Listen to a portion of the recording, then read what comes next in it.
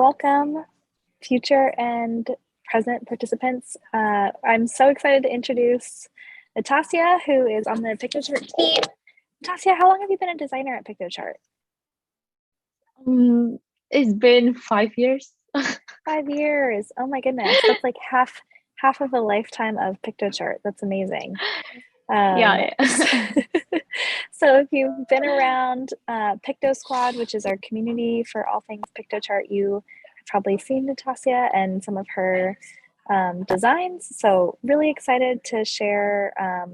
When we were prepping for this, I was like, pick whichever feature is the most underestimated, because I feel like you probably just have so much knowledge about like little tips and tricks and ways to use the tool. But I'm so excited for this presentation because she works in even more than just the practical application. She dives into some of the psychology behind it. So without further ado, and taking no more of your time, Nat, take it away. All right. Thanks so much, Reed. Thank you so much for having me. I'm very, very thrilled for today that I can actually share the most underestimated feature in Piktochart according to me, which I also use a lot personally, and why I think you should use it as well. I'm happy to introduce myself again. So my name is Nat. I'm communication design lead in Piktochart. So back then I joined Piktochart as a graphic designer. So I used to design lots of templates that you guys use in Piktochart. And currently my job as a communication design is to actually learn about human communication, the psychology behind it, and how humans make decisions based on purely just visuals. So how the brain works and so on. And then I'll do a lot of research about it and apply whatever that I've learned into the Piktochart assets, which is the templates, the illustrations, whichever graphic assets that you are using in Piktochart. So yeah, that's a little bit about me. And let's go to the agenda. So we have two big important points here. One is the importance of choosing the right colors. I will show you how and why is it very important to choose the right colors for your visual and how it will uh, affect how people perceive your visual. And then the second part is actually about creating color schemes in Piktochart. This is the fun part because there will be a demo and also there will be a Q&A at the end of the session. And all right, so let's jump right in. So first one, the importance of choosing the right colors and to create evocative visuals that connects.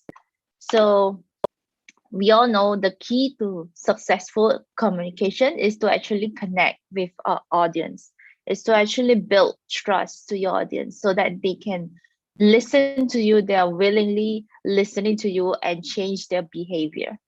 So how did they do that? I will briefly explain that. So this is the human brain on the right side that you see. It consists of many layers, but I will just generalize it into two main layers. One is the neocortex or the outer layer, while the inner layer is the limbic system. So when you think about rational, analytical, when you're seeing data, it's you're actually using the neocortex. And this is also where people or humans store the short-term memories. And then inside, which is the limbic system, is where you make the decisions, where you control your behavior. It is also where you develop a habit. And the limbic system, as you might guess, is also where humans store the long-term memories. So on the left side, I have the golden circle from Simon Sinek. And when you think about what you are doing, you're actually using the neocortex.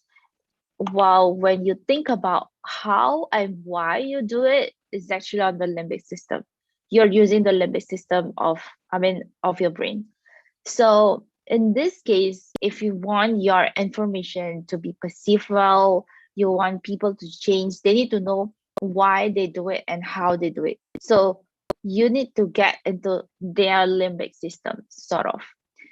It's very hard to do so, but the good news is 75% of chief executive officer make major strategic decisions about the future of their business with the quote unquote heart, or in this case, the limbic system.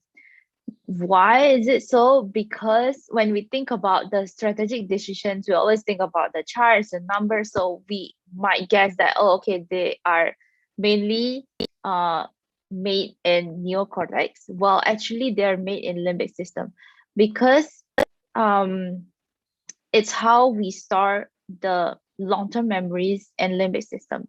We store it by visual or imageries, and we store it with feelings.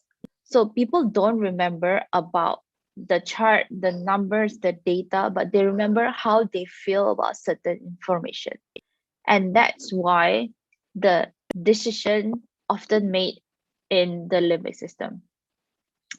So to get into the limbic system, what you need to do is to connect to your audience. There are many ways to do it, of course. And what I wanted to highlight is to create the star moment or something they will always remember. And to create something that they'll always remember, also there are many ways to do it. And one of it is actually to create evocative visual. So to create evocative visual, you need design principles. There are contrast, hierarchy, proximity, flow, unity, and white space. And my favorite one, and also the easiest to do, is actually to create contrast. So to create contrast, you can basically combine two very opposite things of each other, like scenarios, sizes, or weights. And then you can play with many elements like images, backgrounds and patterns, fonts, color, data. It's a lot of fun creating contrast. And it's also very easy.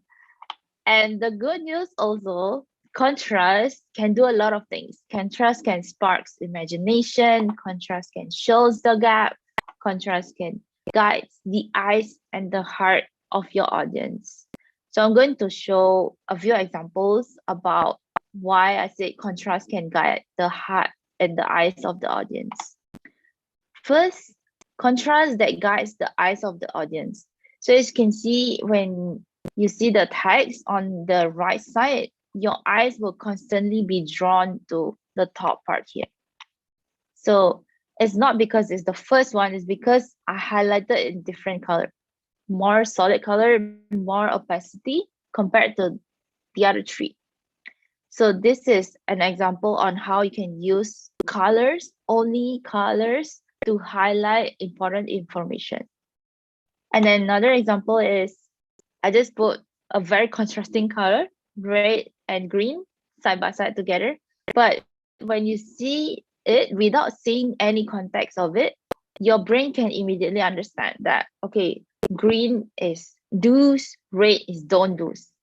This is because colors often associated with certain feeling or certain meaning. Like for example, green shows success, while red shows like warning or danger. So your brain can understand that almost immediately. And that's why it's often used in presentations, reports, and many other visuals. And then another example that I'm going to show you is actually the slides of a webinar about contrast that guides the heart. So I want you to remember your feeling when you are looking at this slide. So this is the slide. The slide is about health education course list. And then this webinar is brought to you by corporate communication specialists. I want to ask you the question, does it feel right to you? Like the high saturation color, very fun gradient, artistic background. Does it feel right? What if you compare it to this one? Oh yeah, sorry. Yeah. Oh, I wasn't sure if it was rhetorical because that second one feels way more on brand. Yeah, The first one felt kind of cutesy and like like really beautiful, but not, it didn't scream health education to me. Yeah, exactly, right? When you look at this, you feel that, yeah, this is the webinar that I want to attend. This is something that credible. This is something that is, is worthy of trust compared to this one. Because it's not that the color is bad, it's just because it doesn't feel right. It doesn't, speak about education, like you said. So this is because the color psychology behind it. So certain colors can convey certain feeling. Like for example, the warm tone can convey passion. The cool tones, in the other hand, convey trust and loyalty. And then also the color that you saw just now convey something very creative, very unique, very artistic. And the cool down, no, sorry, the toned down color, like the earthy color, shows like you're humble and so on. So, and this is also why certain colors often associated with certain industries. Like F&B often use the warm tone because it believes to stimulate the appetites, while the gray or the cool tone is actually killing their appetite instead. So yeah, that's an example of how just colors and contrast can really change the mind, the perceptions, and how your audience receive your information. I would love to close this session with a quote by Helen Fenwick. It is in the contrast of light and dark that design happens. Very powerful, right? And yeah, I hope by now you understand like how important it is to play with contrast and the design elements, especially with the color. So now we are going to dive into how we can create the powerful, the amazing color schemes in Piktochart, and we're gonna play with colors. And before that, I'm going to give you a very basic guide on how we can combine colors. And this is also quoted in my course, the fundamentals of visual storytelling, that are available for free in academy.piktochat.com. So, okay, there's the basic guide on combining colors. So there are a few ways to do it. One is complementary. It's basically when you take a straight line from one color to another, it guarantees it's high contrasting, and also kind of like right to combine it. So, and then another way is analogous, which is you pick the side colors of one color. And triad is basically you draw a triangle in your color wheels and then you get three colors to combine. Split complementary is basically you pick the side of the complementary colors. And then tetrade is you draw a rectangle, square is you draw a square in a color scheme.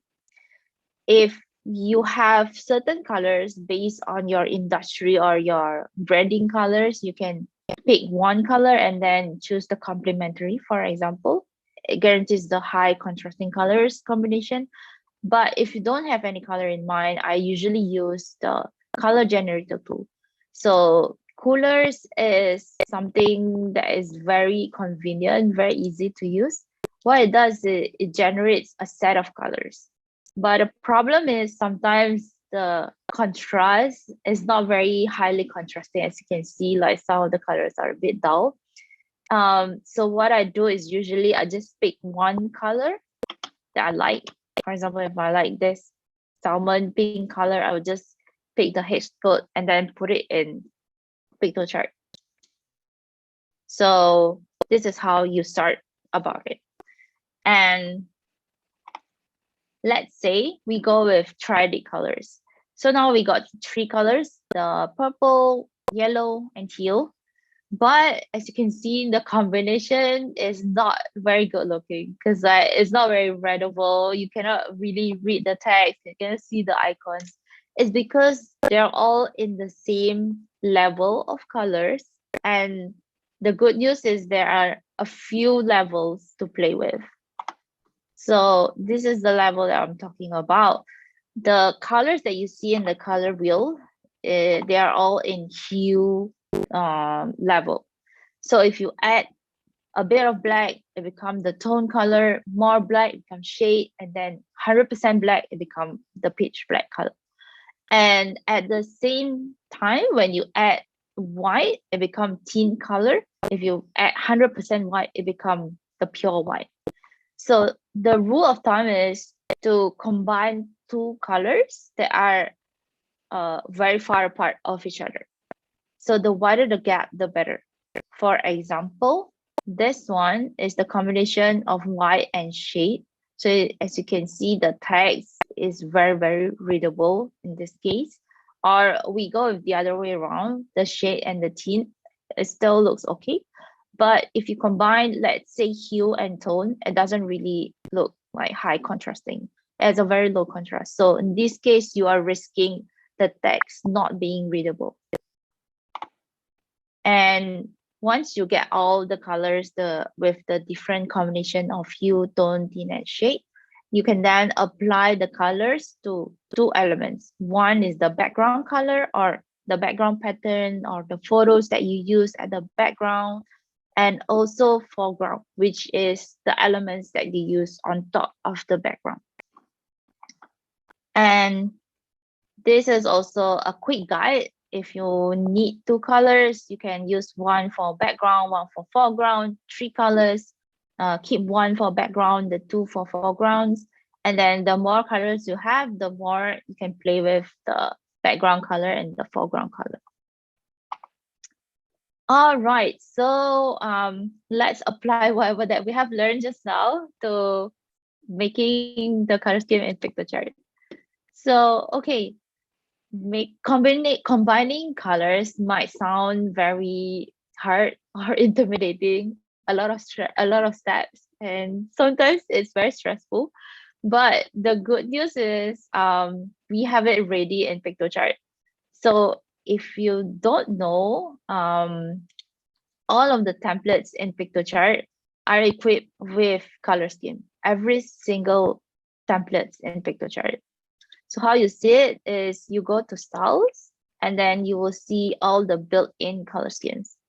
And with this, you can interchange between the different color almost instantly. Like just by one click, you can change the whole look and feel. That is the magic of color scheme. But I love that. I know it's not right. I also love it.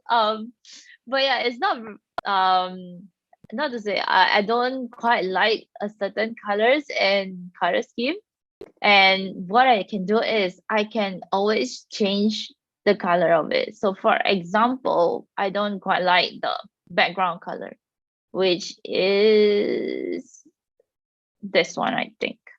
So what I can do is now with the new editor, you can have the eyedropper.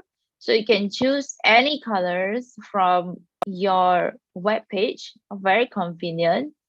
You can basically just click on anything and then it will capture the color. For example, yeah, this one. Or you can always choose from the spectrum. I can adjust. And as you can see, as I move my cursor, it updates the visual in real time. So it's very, very convenient, very quick. I can see it because I don't trust anything. I only need to see it so that I can choose the right color. So yeah, as you can see, as I scroll, the color is changing, beautiful, and boom. If let's say I'm happy with this color, I just choose it and it will automatically be added on the recent colors as well. And that's how you then keep your color scheme. I name it after myself. Or another thing that is very, very cool here, if you can't find any color here, what you can do is you can upload from any image and it will capture the color. Super cool. So Oh, that's awesome. That's so helpful. yeah. That's like the number one thing for me because I just like a photo, I can like see it all together and I'm like, oh, I see how those colors work. But Exactly. it's, yeah, yeah, yeah. So yeah, for example, if I want to use the color combination of this picture, I can just drop the photo and then it will upload it immediately. But as you can see, like the text again is not really readable. So what I can do is I can switch it around and just change the text. Or again, if I clearly still doesn't find it like very readable, I just change it to any color for white, for example. So with just that, I can then have my own personal color scheme. And so this color scheme is actually applied to every single visual, every single template that I will use in the future as well. So just for example, if the next time I use Piktochart to create another visual and I use this template, for example, when I go to styles, I can find my personal color scheme. And just with one click, everything applies again. Oh, awesome. That is so Very handy. convenient. Yeah. Yeah. That's Oh, why I that's love awesome. color schemes so much. I'm sure it And makes then your life so again, much easier. yeah, exactly. And again, each template, like I said, comes with different color schemes. So you have tons of choices of color schemes. And if let's say Mhm. you like any of the color schemes from one template, you can also bring it to your personal color scheme. So in this case, if I like how it looks here, I can always save it to my personal color scheme. And then again, it will be available for other visuals to use as well. Love that. So yeah, that's the magic of color scheme, I should say. And okay, so I guess that is the end of the short session. I hope I can like have more time next time to share more stuff with you guys. And to recap today's session, we need to use colors. We can use colors to create contrast that sparks imagination, shows the gap, and guides the eyes and the heart. And you can use color scheme and brand color feature audit. In this case, in the new editor, it's called personal color scheme to make it fun and easy to find great color combination. And yeah, as Awesome. mentioned, all the guides and everything is available in Piktochart Academy. The link is here. You can access it. It's free. You can also learn about how to combine fonts, how to create design layout. There's also a downloadable PDF about how you lay out certain stuff or your visual. And yeah, I guess this is a Q&A session. I have a couple questions if you don't mind, Awesome. Nat. Of course, of course. So, um, well, first, can you go back to the color wheel slide? Mm-hmm. First of all, I love it. I learned stuff about the This color one. scheme Yeah. practically. Yeah, that one. So thank you so much for sharing your knowledge. Do you have a one of these that like is kind of your go-to for picking your color scheme? Yeah, I have a rule in my brain that I need to pick two colors. So I will usually go with complementary colors. The reason Okay. is because yeah, some people might think that, two colors is not enough for, the creating very high vibrant visual. But the fact is like because you can play with the hue, the tone, and the tint, you can then expand from that two colors. So you can have Yeah. like four, five, even six colors from just the two basic main color. So yeah, Yep. Yep. two colors That's is a that's go-to. super helpful. No, that's super helpful. And another question that I thought of when you were doing your demo and you Mm, showed like in the original template and all the different color schemes that are provided. So mm. like what if actually can you go back to that one in your editor? Yeah, Yeah, this that one. one there. And then yeah, and then suggested. So we have like blue, light blue, tealish, plum and green. Um what if you were like, okay, I know, like, I really want like an orange version of this. Mm-hmm. So like right now it's like pretty like dominant blue. Mm-hmm. How would you, what would your process be for that? Because to keep like right now certain elements are, it's like the contrast is perfect for Mm-hmm. each different element. So I'm Mm-hmm. almost wondering, like, if I knew which like color I wanted it to be, what would your process be to make that happen? I just want to watch how you would do Yeah, yeah, that. yeah. Of course. So I'll pick one color scheme first, and then I will then create a new color scheme. So I know that, for example, I want to modify certain colors. And the good thing about it is because with the live updates, as in like the real time update, I can sort of Mm. like see how it blends well with the rest of the colors. Then, Mhm. for example, you want it to be orange mainly, then you can choose the orange color and see how it goes with the rest of the colors. Mm. And yeah, okay. So now as you can see, the background is orange. So the main color is orange, but the orange and the blue are kind of like harsh in the eyes, right? So I might want to change the blue color to other color as well. So in this case, I usually like, okay, so this is not the green that I want to change. Sorry, not the blue. This is this the blue? Yeah. So when you hover certain colors, it will also select Oh, the it lights it up. elements on the side. So it lets you know like which color it is for. Yeah, nice. It's very, very handy. So yeah, for example, this I can just slide it through the spectrum to see what kind of colors blend through nicely with this.